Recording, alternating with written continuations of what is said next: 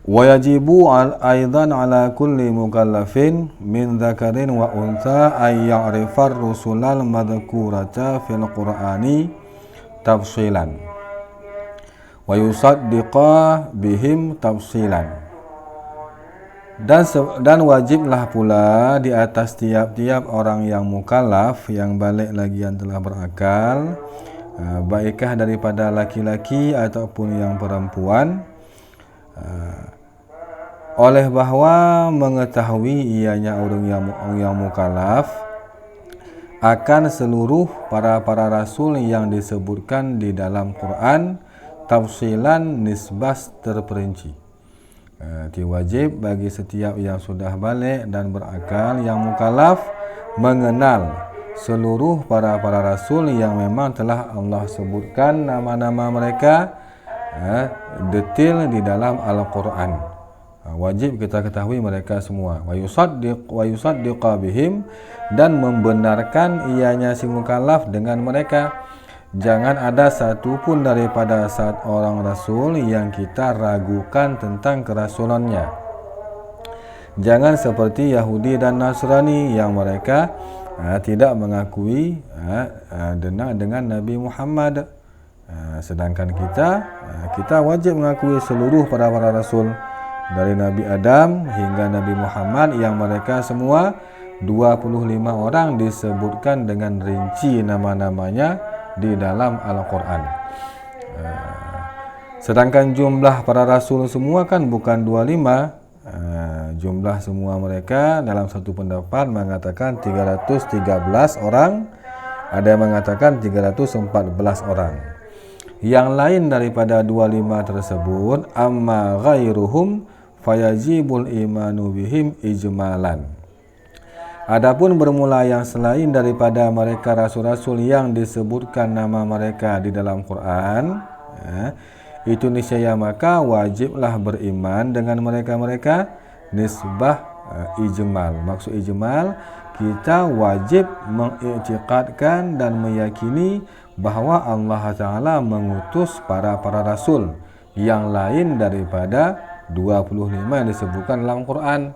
Walaupun kita tidak mengetahui nama-nama mereka, kita yakini saja bahawa ada mereka tersebut. Siapa nama mereka? Ya wallahu a'lam. Seperti Allah sebutkan dalam Quran, minhum qasasna wa minhum lam naqasus. Sebahagian daripada mereka Rasul wahai Muhammad, kami kisahkan kepadamu. Itulah yang 25 dalam Quran dikisahkan. Wa minhum lam naqasus, kata Allah. Dan sebahagian mereka tidak kami kisahkan mereka, tapi ada. Cuma kita tidak mengetahui siapa. Yang penting kita i'tiqadkan saja bahawa mereka ada, walaupun tidak disebutkan di dalam Al-Quran detail mereka satu persatu. Yang 25 wajib kita yakini, wajib kita ketahui nama-nama mereka secara detail, karena memang sudah disebutkan di dalam Al-Quran. Lakin naqala Sa'du fi syarhil maqasidi annahu yakfil ijmalu lakinnahu lam yuttaba. Akan tetapi telah menakal oleh Imam Sa'ad di dalam kitab Syarah Maqasid akan sesungguhnya pekerjaan itu memadalah oleh ijmal dalam masalah para rasul.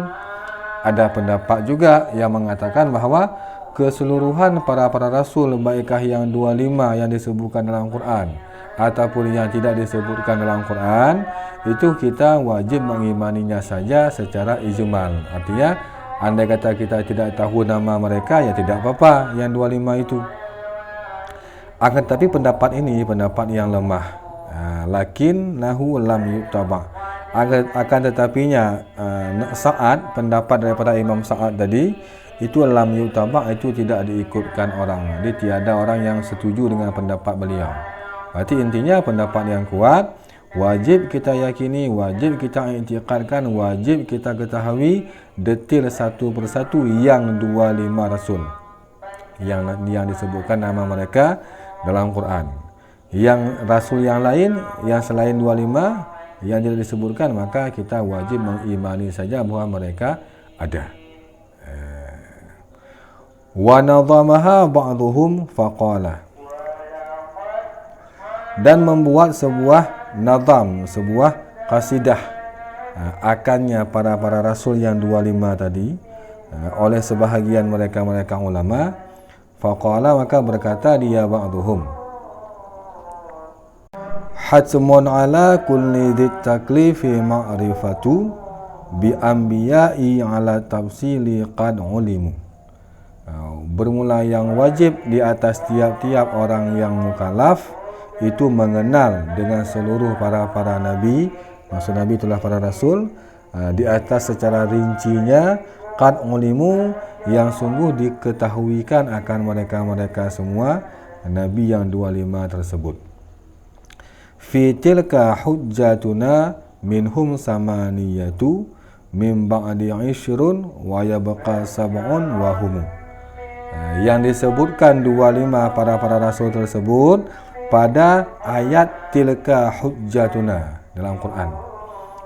Pada ayat tilka hujjatuna itu disebutkan minhum, daripada yang sabit sebahagian daripada mereka para rasul, itulah ada 8 nibak sesudah 10, itulah 18 orang.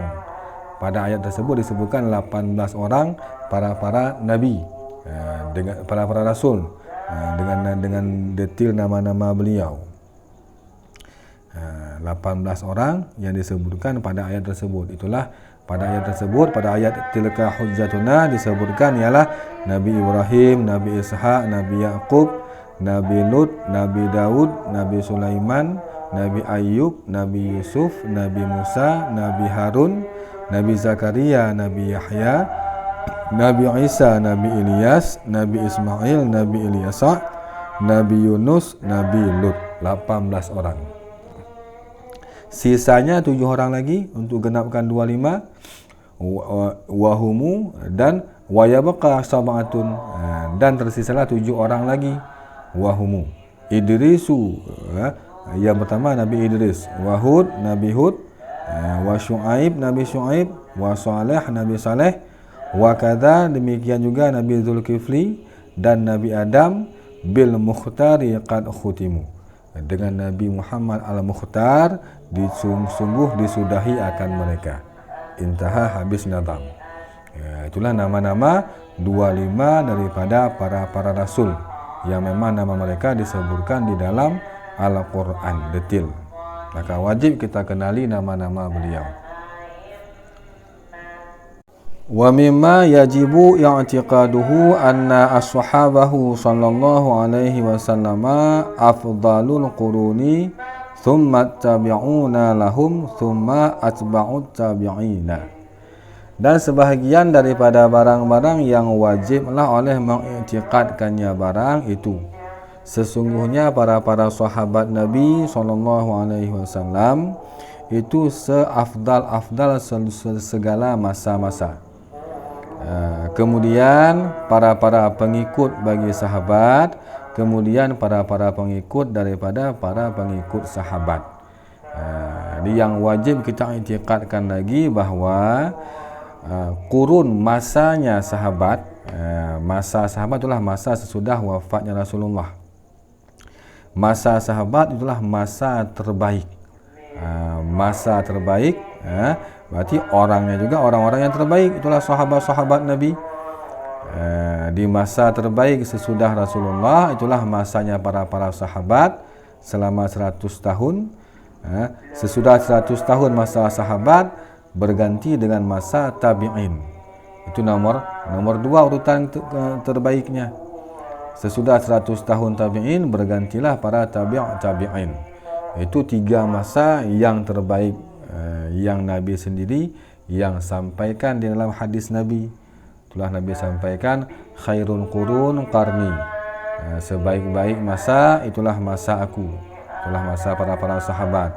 Tsummal ladzi yalunahum, kemudian golongan-golongan sesudah mereka, itulah para tabi'in. Tsummal ladzi yalunahum, itulah kemudian para tabi'in. Itu Nabi sendiri yang ucapkannya. Maka wajib kita mengiktikadkan tiga masa tersebut masa terbaiknya, masa keemasannya Islam. Yang nomor satunya itulah masa sahabat.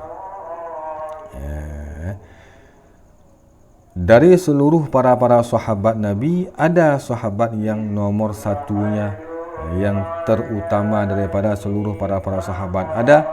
Siapakah itu? Wa afdalus sahabati Abu Bakarin fa Umarun fa Utsmanun fa Aliyun ala hadat tartibi. Dan bermula yang seafdal para sahabat, yang paling utama daripada seluruh para sahabat, itulah Sayyidina Abu Bakar, nomor satu. Seperti Nabi sendiri yang sampaikan dalam hadis, andai kata ditimbangkan amal imannya daripada Abu Bakar dengan iman seluruh mukminin seisi dunia, sungguh masih berat imannya Abu Bakar. Itu Nabi yang ucapkan. Berarti kan mulia nomor satunya. Nabi sendiri yang naik saksi tentang kelebihan keutamaan daripada Sayyidina Abu Bakar. Urutan yang kedua itulah Umarun, Sayyidina Umar. Maka yang urutan ketiga Sayyidina Utsman, yang keempat Sayyidina Ali. Itulah para khulafaur rasyidin. Coba dilihat dalam hasyiah qauluhu wa afdhalus sahabah Abu Bakar hadza ma alaihi ahlus sunnah. Jadi ini maksudnya ialah yang nomor satu urutan sahabat terbaik itulah Abu Bakar, kedua Umar, ketiga Utsman, keempat Ali. Itulah yang diyakini, yang diiktikadkan oleh golongan ahli sunnah wal jamaah. Itulah kita. Golongan sesat banyak. Wa dhahabat Khattabiyah, dan berpendapat oleh golongan Khattabiyah kepada mengutamakan Sayyidina Umar. Itu golongan sesat. Kita bukan berarti kita tidak mengakui kehebatan Umar, mengakui. Tapi yang salah golongan-golongan sesat ini, mereka ketika memuliakan, contohnya golongan Khattabiyah, mereka memuliakan Sayyidina Umar, tapi mereka menghinakan sahabat-sahabat yang lain. Itu beda mereka dengan kita. Kita Ahlus Sunnah wal Jamaah mengutamakan Abu Bakar nomor satu, tapi kita tidak menghina sahabat-sahabat yang lain. Kita memuliakan sahabat-sahabat yang lain. Sedangkan para golongan-golongan sesat Khattabiyah, mereka yang mengutamakan Sayyidina Umar, rawan dia, itulah mereka yang mengutamakan Sayyidina Abbas, dan Syiah, mereka mengutamakan Sayyidina Ali. Itu mereka ketika mereka mengutamakan yang mereka utamakan, mereka mencaci sahabat-sahabat yang lain. Coba lihat golongan Syiah, golongan sesat menyesatkan. Mereka mencaci maki para sahabat selain daripada Sayyidina Ali. Bahkan ada golongan Syiah, sebagian sekte mereka mengatakan lebih Sayyidina Ali ketimbang Rasulullah. Itu kan dah luar biasa sesat, kufur mereka itu, murtad, kafir, dengan etika yang seperti itu. Dan Ahlu Sunnah wal Jamaah mengutamakan Abu Bakar ketimbang sahabat-sahabat yang lain, tanpa menghinakan sahabat-sahabat yang lain. Ada dasarnya ialah sebuah hadis, yang hadis tersebut diriwayatkan oleh Ibnu Umar. Beliau katakan dalam hadis apa? Kunna naqulu, kami bercakap-cakap, wa Rasulullah sallallahu alaihi wasallam yasma'u, dan Rasulullah mendengarkan yang kami cakapkan. Dalam artian para sahabat sedang ngomong-ngomong di hadapan Nabi sendiri, Nabi mendengarkannya. Apa sahabat katakan? Khairu hadhil ummah ba'da nabiha Abu Bakarin thumma Umarun thumma Utsmana thumma Ali. Itu kata-kata sahabat di depan Nabi. Mereka katakan apa? Bermula yang sebaik-baik daripada ini umat sesudah nabinya umat, itulah sudah Rasulullah, itulah Abu Bakar, kemudian nomor 2 Umar, kemudian nomor 3 Utsman, kemudian nomor 4 Sayyidina Ali. Ketika mereka ucapkan itu di depan Nabi, falam yanhana, maka tiada melarang Nabi akan kami. Artinya Nabi merestui kata-kata itu. Nabi tidak membantahnya. Itu menunjuki apa? Nabi setuju dengan ucapannya para sahabat Nabi di hadapan Nabi, mereka ucap kata-kata tersebut. Itu dalil ahli sunnah wal jamaah mengutamakan Sayyidina Abu Bakar. Bahkan andai kata ada yang menghinakan Abu Bakar ataupun meragukan tentang keutamaan Abu Bakar, maka orang tersebut murtad, kafir. Kenapa? Dikarenakan Abu Bakar memang dalam Quran disebutkan beliau, walaupun tidak disebutkan dengan namanya. Tapi yang dimaksudkan dalam ayat tersebut Abu Bakar. Dalam ayat apa? Idh yaqulu li sahibihi la tahzan innallaha ma'ana. Itu ayat tersebut. Pada ketika berkata dia Muhammad bagi sahabatnya Muhammad. Itulah Abu Bakar maksudnya dalam ayat tersebut. Di ketika dalam gua Hira, la tahzan innallaha ma'ana. Janganlah engkau gundah wahai sahabatku. Itulah Abu Bakar maksud Nabi. Sesungguh Allah beserta kita. Itulah di ketika Nabi dan Abu Bakar meninggalkan kota Mekah, dikejar oleh kafir-kafir Quraisy yang ingin membunuh mereka. Itu dalam Quran, Al-Quran sendiri menyebutkan Sayyidina Abu Bakar li sahibihi. Al-Quran mengatakan bahawa Abu Bakar itu sahabat Nabi. Andai kata ada yang meragukan Abu Bakar, bahkan menghinakan Abu Bakar, maka kafir, murtad mereka. Bahkan para sahabat Nabi yang selain daripada 4 tadi, mereka semua punya kelebihan yang luar biasa. Bahkan nama-nama mereka memang Nabi sendiri yang menjamin mereka untuk masuk syurga. Dalam sebuah hadis Nabi sampaikan, Nabi menjamin al-mubasyirin bil jannah. Nabi memberikan kabar gembira mereka-mereka untuk dalam syurga. Disebutkan nama-nama mereka. Mereka adalah Sayyidina Talhah bin Ubaidillah, dan Sayyidina Zubair bin Awam, Abdul Rahman bin Auf, Sa'ad bin Abi Waqqas, Sa'id bin Zaid, Abu Ubaidah bin Jarrah, dan para ahli peperangan Badar, dan para ahli peperangan Uhud, dan orang-orang yang berada dalam Baitur Ridwan. Jadi banyak. Intinya para sahabat Nabi jangan ada satu pun yang dihinakan, karena mereka lah golongan yang paling mulia dalam permukaan bumi ini. Mereka nomor satunya, jangan dihinakan satu orang pun, jangan, karena mereka semua punya kelebihan. Nabi sendiri yang menyaksikan, Nabi sendiri yang naik saksi tentang keutamaan daripada para sahabatnya Nabi.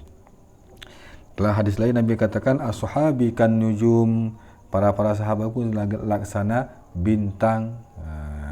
Fa bi ayyi tadaitum yaqtadaitum. Siapapun yang kamu ikuti, maka kamu dapat hidayah. Itu Nabi sendiri yang katakan. Berarti tidak ada istilah para sahabat Nabi yang salah. Mereka semua benar, mereka nomor satunya umat daripada Nabi kita Muhammad sallallahu alaihi wasallam.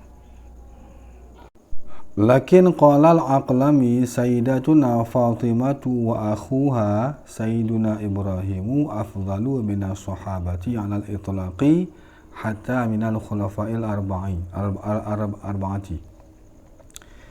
Akan tapi berkata oleh Imam Aqlami, apa kata beliau? Bermula Sayyidah Fatimah dan saudara Fatimah itulah Sayyidina Ibrahim, anak Nabi kedua-duanya, itu lebih utama ketimbang daripada para sahabat Nabi di atas keseluruhannya, sehingga lebih utama daripada para khalifah yang 4 tadi. Itu pendapat beliau. Yang kuat seperti yang tadi. Wa kana Sayyidina Malik yaqulu, dan adalah Sayyidina Malik berkata oleh beliau, la afdala ala bid'ati Rasulillah sallallahu alaihi wasallam ahadan. Tiada keistimewaan dibandingkan para sahabat di atas keluarga Rasulullah SAW seseorang pun. Artinya yang kuat seperti yang tadi, bahawa memang yang paling utamanya itulah sahabat Nabi, itulah para Abu Bakar. Maksud bid'ah ini ialah keturunan. Sedangkan Abu Bakar kan keluarga juga, tapi keluarga besan. Jadi intinya bahawa yang paling utama dalam dari seluruh umat Nabi, manusia yang sesudah Nabi yang terutama, itulah sahabat Nabi dengan urutan yang seperti tadi. Itu yang pendapat yang kuatnya. Wa hadha huwa alladhi yajibu i'tiqaduhu wa nalqallaha alaihi insyaallah taala. Dan bermula ini itulah alladhi yang wajiblah oleh mengiktikadnya alladhi, yang wajib kita yakini dan kita i'tikadkan dalam hati dan kita jumpai akan Allah Ta'ala di atas pendapat ini insyaallah ta'ala, dalam artian inilah i'tikad yang benar dan yang selamat di dunia dan di akhirat. Wa mimma yajibu i'tiqaduhu aidan annahu sallallahu alaihi wasallam wulida fi Makkah wa tuwfiya fil Madinati. Dan sebahagian daripada perkara-perkara yang wajiblah oleh mengiktikadnya perkara pula itu sesungguhnya Nabi kita Muhammad sallallahu alaihi wasallam itu dilahirkan akan beliau di kota Mekah Al-Mukarramah dan diwafatkan akan Nabi kita di kota Madinah Al-Munawwarah, dan kubur beliau Nabi di Madinah di dalam rumah Nabi, adalah rumah Siti Aisyah.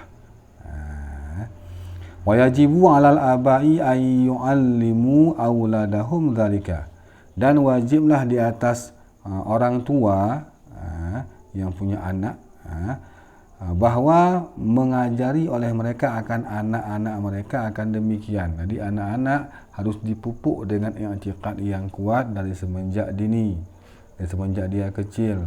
Jangan sampai ketika dia sudah besar terpengaruh dengan i'tikad yang salah, yang sesat. Karena sekarang sudah tersebar luasnya i'tikad yang salah. Maka kewajiban daripada orang tua mengajarkan anak i'tikad yang benar. Jangan sampai orang tua menjadi seorang yang dayus. Di orang tua jangan sampai dayus, membiarkan keluarga dalam keadaan jahil daripada ilmu, apalagi dalam masalah i'tikadiyah. Di orang yang dayus, orang tua yang dayus itu jangankan masuk surga, bau surga saja tidak bisa dia cium. Itu dosa, saking besar dosa seorang yang dayus, seseorang yang membiarkan keluarganya, anak istrinya jahil dalam masalah agama. Apalagi dalam masalah i'tikadiyah yang jahil lebih bahaya lagi. Apalagi dalam masalah ibadahnya itu gara-gara jahil dalam agama. Wa yajibu 'ala syakhsi ay ya'rifa nasabahu sallallahu alaihi wasallam min jihati abihi wa min jihati ummihi wa sayati insyaallah taala dzikru dzalika fil khatimati. Dan wajiblah di atas seseorang bahawa mengetahui akan keturunan Nabi, silsilah Nabi kita ke atas, dari orang tua Nabi hingga sampai ke nenek kakek Nabi, wajib kita mengenal mereka, nama-namanya sallallahu alaihi wasallam, baiklah daripada jihad ayah Nabi, silsilah ke atas Nabi daripada pihak ayah Nabi dan daripada pihak ibunya Nabi. Itu wajib kita kuasai, wajib kita hafal, kita ketahui nama-nama mereka dengan detail. Dan insya-Allah akan disebutkan demikian silsilah tersebut pada khatimah di ujung nanti. Wa yanbaghi ay ya'rifa kullu syakhsin iddata auladihi sallallahu alaihi wasallam wa tartibahum fil wiladati.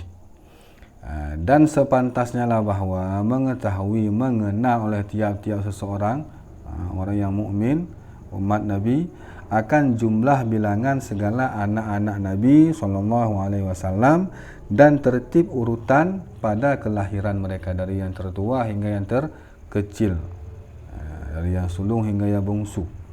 Alasannya wajib kita ketahui li'annahu yanbaghi lisyakhsi ay ya'rifa sadatihim wa hum sadatul ummati.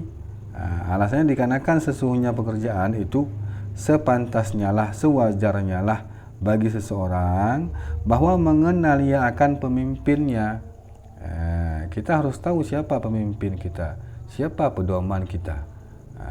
Jangan sampai kita mengakui mengikut Nabi, tapi kita anak-anak Nabi, kita tidak tahu mereka kan pemimpin kita. Wahum sadatul ummah, dan bermula mereka anak Nabi itulah penghulu pemimpinnya umat, ya keluarga Nabi. Dalam artian mereka itulah tempat kita bersandar nanti. Ketua pemimpin daripada ahli syurga itu kan cucu Nabi, Sayyidina Ali, Sayyidina Hasan, Sayyidina Husain. Diwajib kita kenal mereka semua. Lakin lam yusarrihu fima ra'aitu biwujubi dhalika aw nadabihi, lakin qiyasu nadhairihi alwujub. Tadi dikatakan sewajarnya kita mengenal. Ini sewajarnya dalam artian wajibkah ataupun sunatkah? Akan tetapi tiada menjelaskan detail oleh mereka ulama pada barang-barang yang aku lihat, kata musannif, dengan wajib demikian ataupun sunatnya. Jadi para ulama mengatakan yang bagi saja, sewajarnya. Jadi yang bagi kan bukan hukum, wajibkah sunatkah.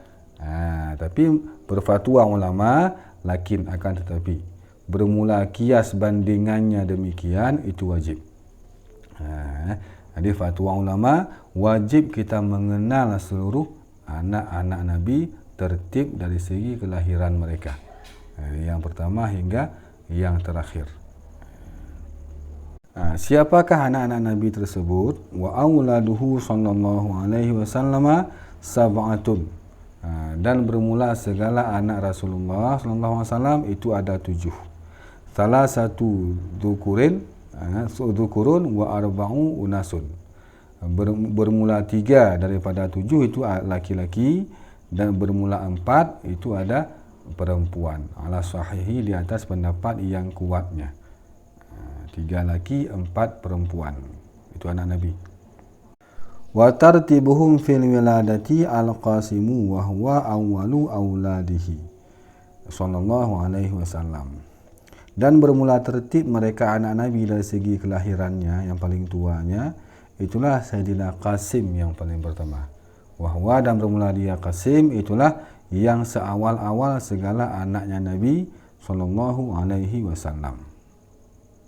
Umur daripada Sayyidina Qasim hanya 17 bulan. Pendapat yang kuatnya. Beliau hidup selama 17 bulan saja, kemudian wafat.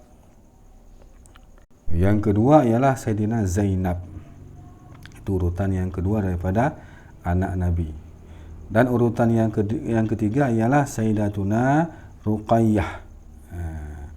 Beliau Sayyidatuna Ruqayyah merupakan anak Nabi yang punya wajah sangat cantik rupawan. Wafat Sayyidatuna Ruqayyah ialah di saat Nabi sedang berada di dalam peperangan Badar. Itu ada riwayat mengatakan seperti demikian. Kemudian yang berikutnya, urutan yang berikutnya, yang keempat ialah Sayyidatuna Fatimah. Itu anak Nabi yang keempat, Fatimah. Dalam sebuah hadis Nabi katakan, Fatimatu bid'atun minni. Fatimah itu merupakan benda berharga daripadaku, kata Nabi. Faman aghdabaha aghdabani. Barang siapa membuat marah Fatimah, maka dia juga membuat marah aku. Itu kata Nabi. Di keistimewaan daripada Fatimah luar biasa. Dari Fatimah lah berlanjutnya keturunan Rasulullah hingga sekarang, daripada Sayyidina Hasan, Sayyidina Husain hingga sampai sekarang. Yang berikutnya, anak Nabi yang berikutnya ialah Sayyidina Kalsum. Sesudah Fatimah lahirlah Sayyidina Ummi Kalsum. Kemudian anak Nabi yang berikutnya ialah Sayyidina Abdullah. Abdullah anak Nabi sesudah Ummi Kalsum.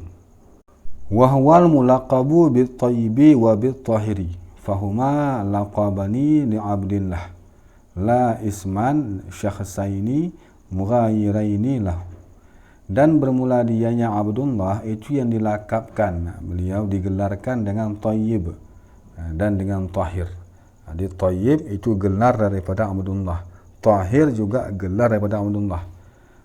Fahuma, maka bermula keduanya Thayyib dan Tahir itu dua gelar untuk Abdullah.